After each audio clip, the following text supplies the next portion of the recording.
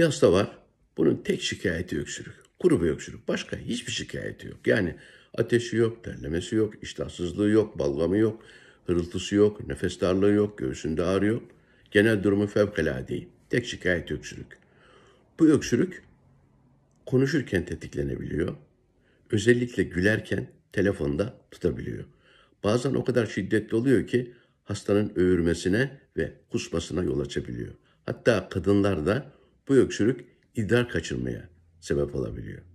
Şimdi böyle bir hasta karşısında tutup da bu bronşit mi, zatürre mi, tüberküloz mu, astım mı, koa mı diye kafanızdan bir sürü teşhisler geçip hastadan işte tomografiler, filmler, solunum testleri, tahliller falanlar filanlar istemek yerine yapacağınız şey çok basit. Hastaya bir soru sormak.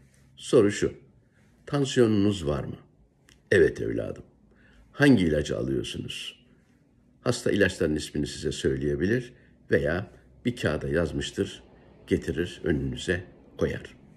Bakarsınız oradan bir tanesini hemen gözünüz görür. Bu ilacın ismini söylemeyeceğim. Çünkü bu gruptan pek çok ilaç var. Bunlara ACE inhibitörleri adı veriliyor. ACE büyük harflerle yazın. İnhibitörleri Google'a yazın. Karşınıza eczanedeki isimleri çıkacaktır. Bunlar bilmiyorum ben tam sayısını. Bence 20'dir. Belki 20'den de fazla çeşitli şirketlerin ilacı vardır. Hangi şirketin ilacı olduğu da hiç fark etmez. ACE inhibitörü ise bu ilaç bitti. İşte kadınlarda özellikle öksürük yapan en önemli sebep budur. Şimdi bu hastalar görüyorum, ellerinde torba torba ilaçlar, şuruplar, pastiller, neler neler. Doktor gezmişler, hastane dolaşmışlar ama bir türlü dertlerine de çare bulamamışlar. Ya inanır mısınız? Ben bu öksürük için, ilaca bağlı öksürük için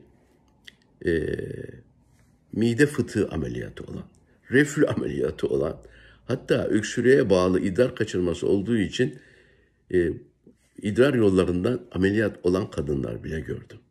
Oysa yapılması gereken şey ne biliyor musunuz? Sadece o ilacı kesmek. Şunu da vurgulamak lazım ki bu ilaç erkeklerde böyle bir öksürük yapmıyor. Kitaplarda, araştırmalarda yazıyor, erkeklerde daha az görülür işte hormonal sebepler, biyolojik sebepler, genetik sebepler, şunlar bunlar ama ya bunların hiçbiri kesin olmadığı gibi ben bu kadar öksüren insanla karşılaşıyorum. Hiçbirinde görmedim. İlacı kesince kesilen öksürük budur.